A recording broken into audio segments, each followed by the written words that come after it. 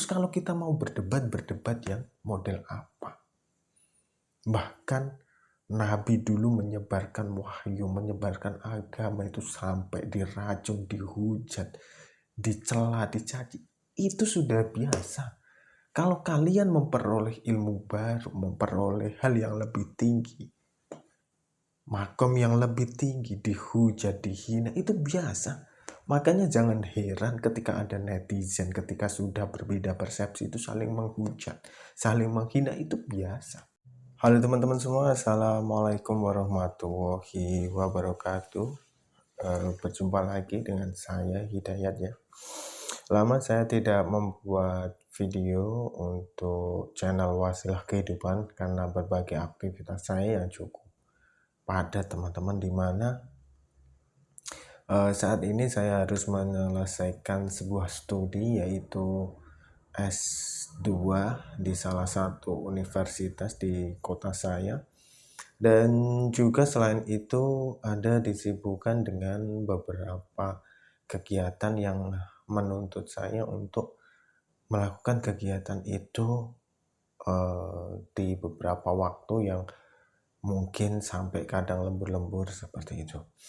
Di sini saya ingin membicarakan sebuah pengalaman teman-teman, di mana yang namanya perjalanan kehidupan itu tidak pernah lepas dari sebuah lika-liku yang penuh dengan teka-teki. Terkadang kita menjalankan suatu perjalanan itu ketemu dengan hal-hal yang sifatnya baru, ketemu dengan hal-hal yang mungkin membuat kita mangkal, ketemu dengan hal-hal yang membuat kita naik. Itu hal yang mungkin sering kita temui. Akan tetapi terkadang banyak di antara kita, teman-teman kita, atau mungkin kita sendirilah beranggapan bahwa hidup ini harus selamanya itu enak. Hidup ini harus selamanya mulus. Terkadang tidak seperti itu teman-teman. Karena sebuah perjalanan, terkadang kita itu dipertemukan dengan hikmah-hikmah tersendiri. Hikmah-hikmah yang menuntun kita ke jalan yang jauh lebih baik. Walaupun di dalam perjalanannya, di dalam kenyataannya, apa yang harus kita lalui itu sangat menyakitkan, sangat menyedihkan.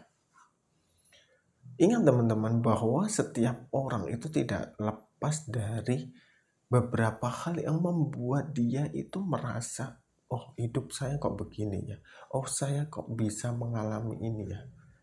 Itu pasti pernah.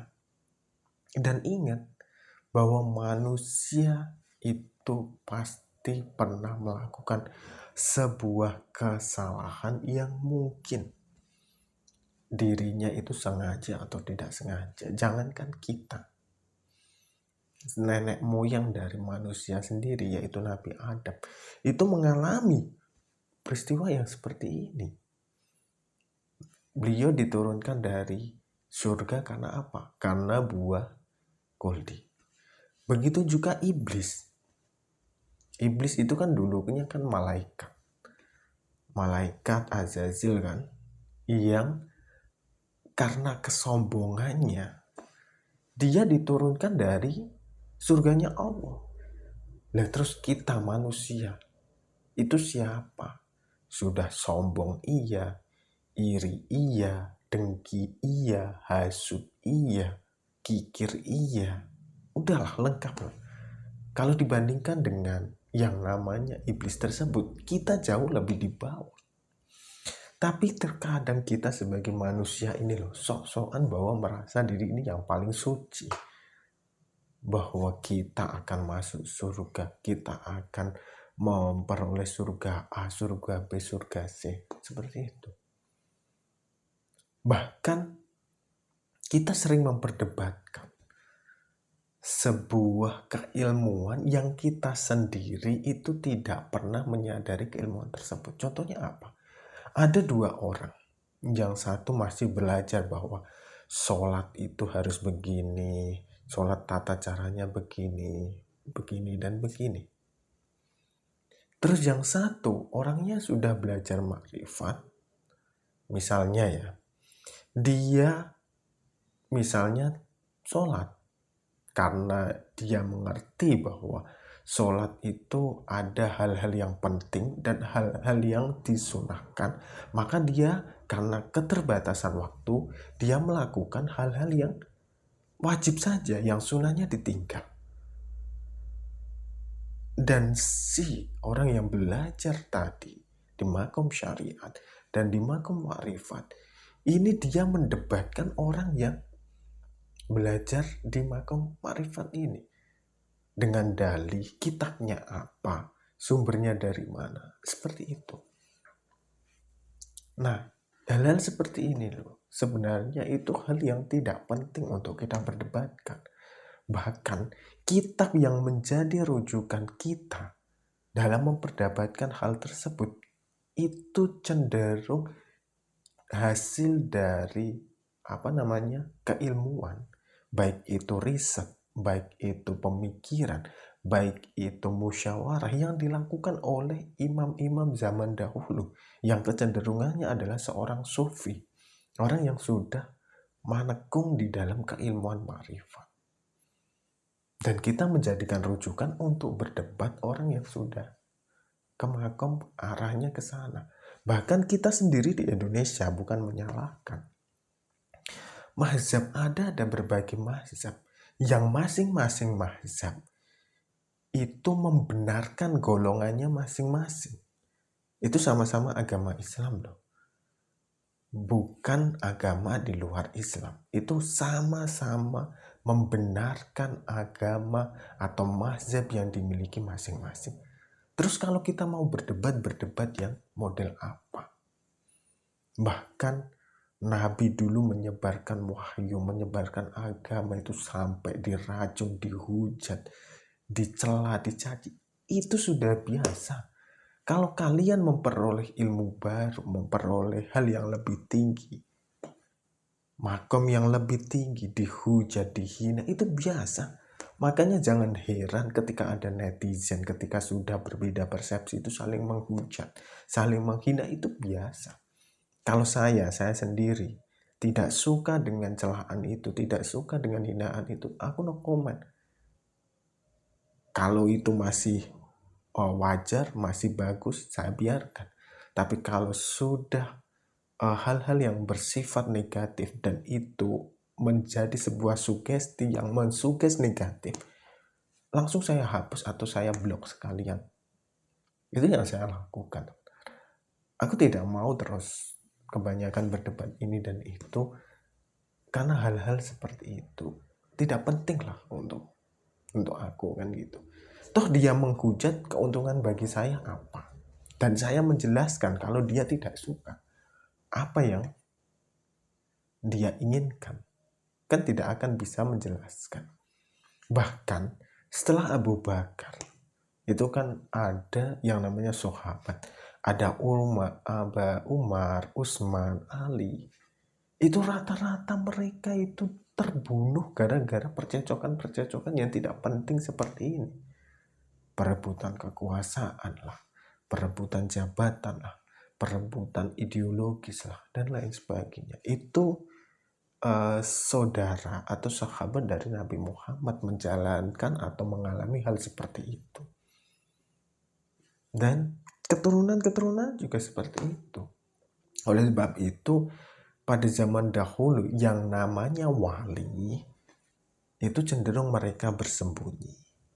Yang namanya orang-orang yang pintar dalam beragama, mereka cenderung tidak melihatkan dirinya. Karena apa? Karena semakin dia kelihatan, biasanya haternya itu muncul dan berusaha untuk membinasakan mereka. Oleh sebab itu, kita pernah mendengar ya ada percecokan antara keturunan para wali yang menyatakan bahwa mereka asli keturunan dari Nabi Syed dan Syarif misalnya. Itu mereka cenderung bersembunyi, tidak berkoar-koar, tidak menunjukkan eksistensinya seperti yang keturunan yang satunya yang mereka mengaku bahwa mereka keturunan Nabi, cucu Nabi, dan membenarkan setiap dalil yang mereka keluarkan.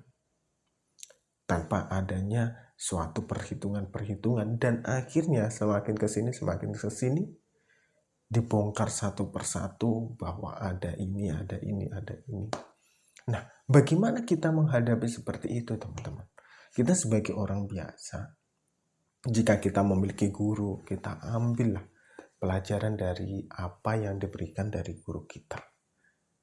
Kita misalnya memiliki guru A. Oke lah, kalau kita memiliki guru A, coba kalau kalian berguru kembali, jangan membawa ilmu dari guru A untuk dibandingkan dengan ilmu yang guru baru kalian. Tapi coba cerna, coba dalami, apakah ilmu itu sesuai, apakah itu ilmu itu benar, ataukah karena kekurangan diri kita, keniscayaan diri kita, kezoliman diri kita, atau kebodohan diri kita yang membuat kita tidak mengerti bahwa di luar sana ada ilmu yang lebih besar dari hal tersebut. Contohnya kita berbicara tentang masalah zikir lah, katakanlah seperti itu. Zikir, bahwa zikir itu kan cenderung dilakukan oleh para wali Allah. Bahkan dianjurkan setiap orang itu melakukan zikir di pagi dan petang, atau di sepertiga malam terakhir. Itu gunanya untuk apa? Gunanya untuk mendekatkan dirinya kepada Allah Subhanahu wa Ta'ala. Tapi banyak orang yang berdebat, "Allah, zikir apa yang kamu lakukan? Allah, kamu ikut kiai siapa? Kamu gini. Oh, itu zikirnya tidak benar. Bahwa ini loh torekoh saya yang paling benar. Torekoh kamu tidak lengkap. Torekoh kamu kurang begini. Torekoh kamu zikir kok begitu." Nah, ini loh. Kita sejatinya belajar untuk mendekatkan diri kepada Tuhan. Tapi esensinya, diri kita kepada Tuhan itu kita sekat dengan nafsu. Nafsu apa? Kesombongan. Nafsu apa? Nafsu merasa diri paling benar. Nafsu ingin menang sendiri. Nafsu. Dan lain sebagainya. Ini yang perlu kita pelajari, teman-teman.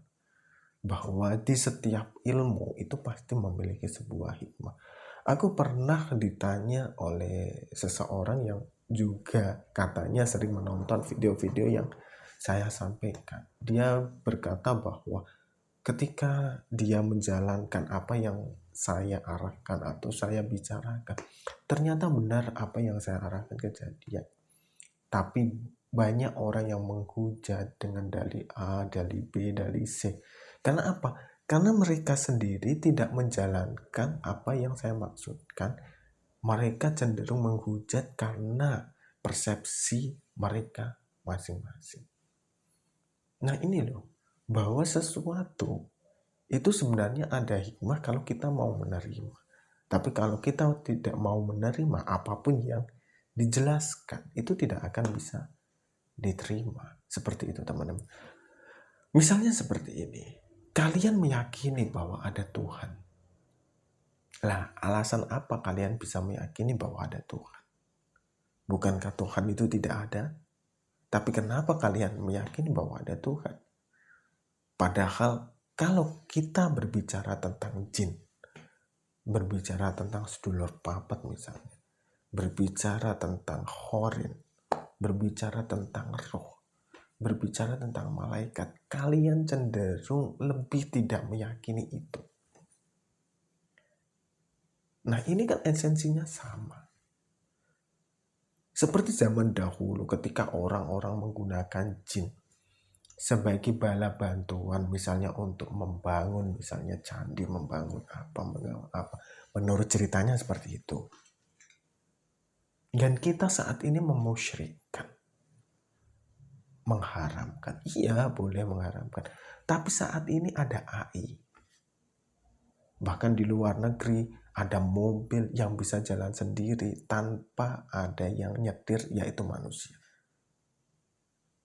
Ini adalah sebuah teknologi, teman-teman. Teknologi saat ini. Dan tempo dulu teknologinya ya itu.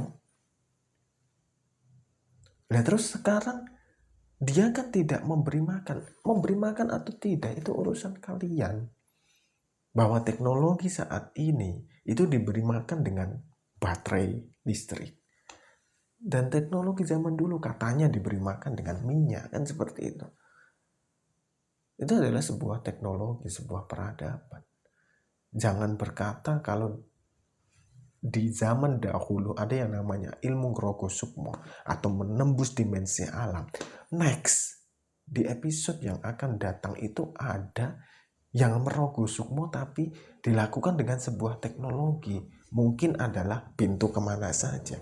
Mungkin adalah namanya kayak lubang waktu atau lorong waktu. Mungkin bisa saja seperti itu terjadi. Karena itu adalah rahasia dari kehidupan ini. Mana ada sih dulu ada ekskavator? Gak ada. Mereka menggunakan legis, menggunakan apa yang di situ ditaruh yang namanya makhluk-makhluk gaib sebagai energi tambahan. Kalau kita berbicara sok-sokan, kita merasa bahwa apa yang menjadi pendapat kita paling benar, ya tentu itu menjadi pendapat tersendiri. Oleh sebab itu, kalian tidak bisa menjudge sesuatu hanya dari pikiran-pikiran kalian sendiri. Mungkin di balik itu ada hikmah-hikmah yang tersembunyi. Seperti itu teman-teman.